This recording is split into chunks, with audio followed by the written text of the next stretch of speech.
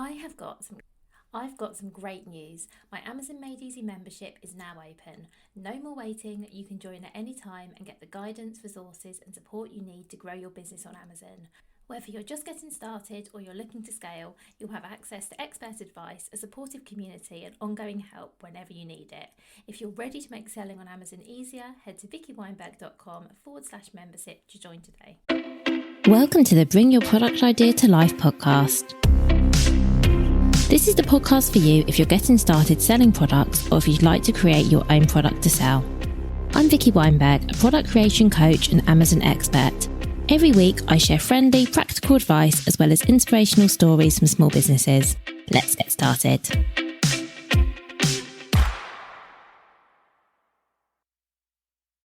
Hello and welcome to another Amazon Made Easy podcast episode.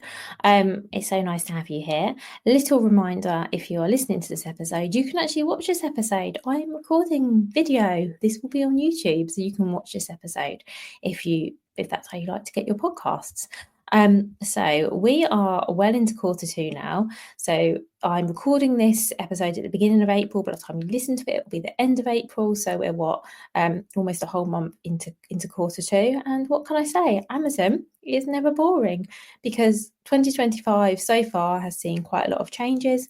And I just want to cover those off with you in this episode so you can find out more about what has happened recently. Because there's a few updates I think you should know about, and I'm going to share those with you and also talk to you about, how they might impact you.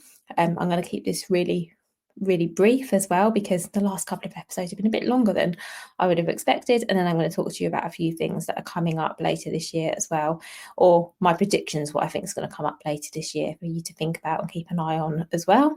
But of course, do know that anything that does happen, I will be keeping you up to date. So if there are any further Amazon changes, I will do my best to let you know before they happen. So the first thing that has happened, and this is probably the biggest thing that's happened in regards to Amazon so far in 2025, is that Amazon Ireland has launched. So Amazon Ireland launched in March, and if you are already selling your products on Amazon in Europe or you're thinking about selling on Europe, this could be a great opportunity to reach a new audience without lots of extra work. So FBA fees, if you decide to send stock into Amazon Ireland, are going to be lower for the first 12 months, and you can store your FBA stock in Ireland and fulfill orders across the other EU marketplaces. Now, this might mean you need to apply for VAT in Ireland to actually hold stock there. Of course, you can also sell in Ireland and fulfill orders yourself, provided you've got the logistics in place to do that. But it's really, really good because it now means that customers in Ireland can get one-day delivery, which they didn't have before. There's a fulfillment centre in Dublin, which means that Amazon customers in Ireland can now buy on Amazon and get their orders delivered next day, which is brilliant. What else do you need to know? Well, as I say, this is a really good opportunity for you to expand. It's a brand new marketplace. Competition will be a lot lower. Of course, that's going to change. A lot of people, I think, are going to see that Ireland's a good opportunity and get on there themselves. But I definitely think this is a good opportunity for you. I think if you're on there early, it's a really good chance to establish yourself, get some first sales before it gets really crowded. And as I say, if you're interested in selling in Europe, Ireland can be a great entry point because you can fulfill your orders across any of the European marketplaces from Ireland without needing multiple fulfillment centres. So I definitely think Ireland is something worth considering. So that is my first of 2025's big changes. My second change I want to talk to you about is what's called the European expansion settings, which sounds a little bit confusing. What this basically means is I've started to see that Amazon is automatically listing eligible products in other European marketplaces unless you are opting out. So I've seen this with a few of my clients, and it can catch people out because Amazon are sending emails out about this, but I don't believe everyone's getting them. I've seen it on a few people's Seller Central home screens when I've logged in, but again, not everybody's. But when I've been going in to check, on behalf of clients, I have been going in and going, oh, you've got listings in France. That shouldn't be the case, because what Amazon are doing is, just going in and duplicating them. Of course, this can increase your reach. Maybe you want to sell in all these other marketplaces. So for you, this is a really good thing, possibly, but you have to make sure that you're set up for it. So first of all, you need to make sure your listings are, translated into the relevant languages. So for countries that aren't English speaking, then you want to have your listings in the native language. Amazon aren't doing that, I believe. They're just adding them in English, which isn't ideal. You also need to make sure you're ready to sell in these marketplaces.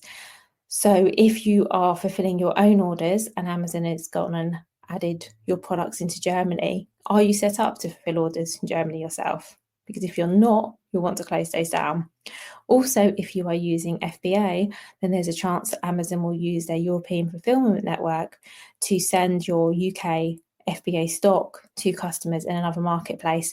That for you obviously can get quite expensive. So have a look at whether this is something that applies to you. Have a look and see if your listings are suddenly appearing in lots of other marketplaces. And if they are, think about whether that's something that you want. Because obviously this is great for Amazon because, the more products listed, I guess, ultimately, the more they sell, the more money they make. But think about whether it's good for you. If it isn't good for you, it isn't what you want, you can opt out. If you can't see the option to opt out, you can close down those marketplaces by putting them in holiday mode, or you can just close down or delete all of those listings.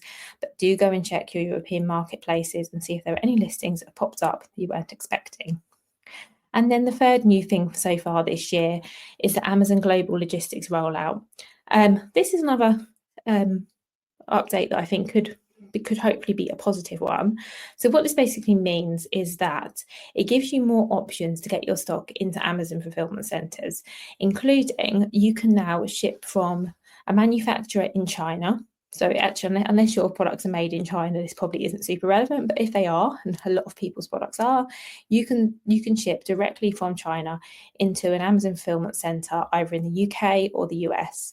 Now, whether you want to do this is another thing.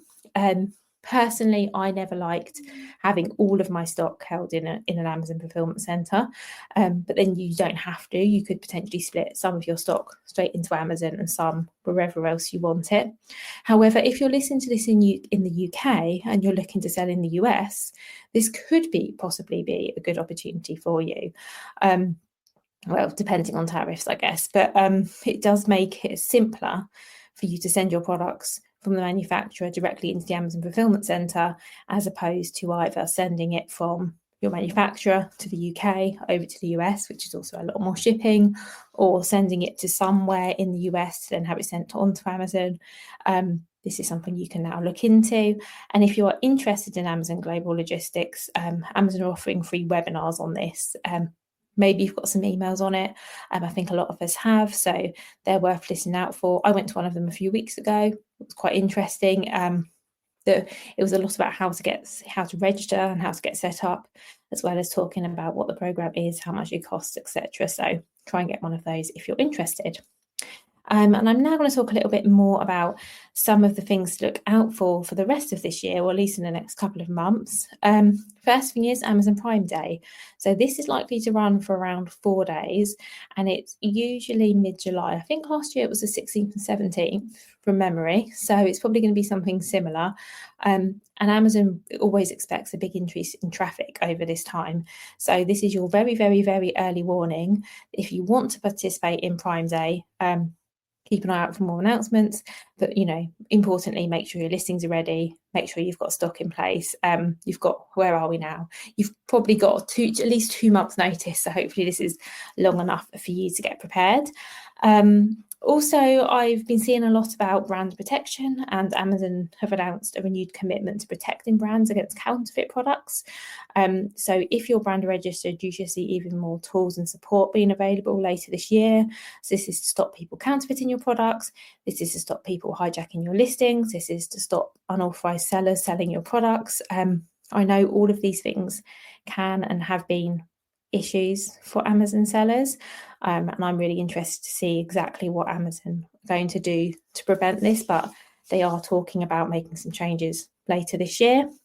And the other thing to keep an eye out for is FBA inbound and storage fees. The fee structure changed fairly recently. It's likely to change again.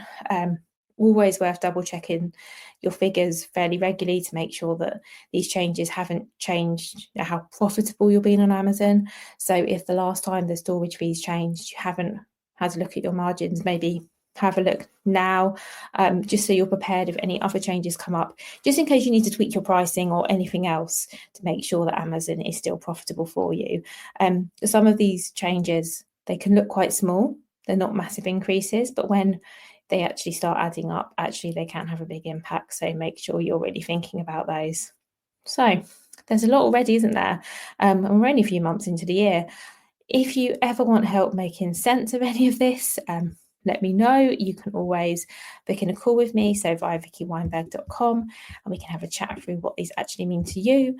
You can always email me, vicky@vickyweinberg.com. I'm deliberately kept this episode quite short because we've gone a bit longer the last couple of weeks. And if there's anything you want me to talk about in future episodes, so if you want me to go into more detail on any of the topics I've covered today or in the last few episodes or anything at all, you've got a question you'd like me to dive into, so happy to take your suggestions on what we talk about here. Obviously, I want these episodes to give you as much value as possible, and do get in touch.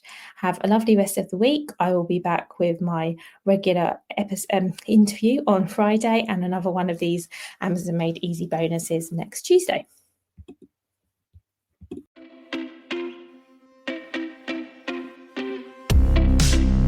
Thank you so much for listening right to the end of this episode. Do remember that you can get the full back catalogue and lots of free resources on my website, vickyweinberg.com. Please do remember to rate and review this episode if you've enjoyed it, and also share it with a friend who you think might find it useful. Thank you again, and see you next week.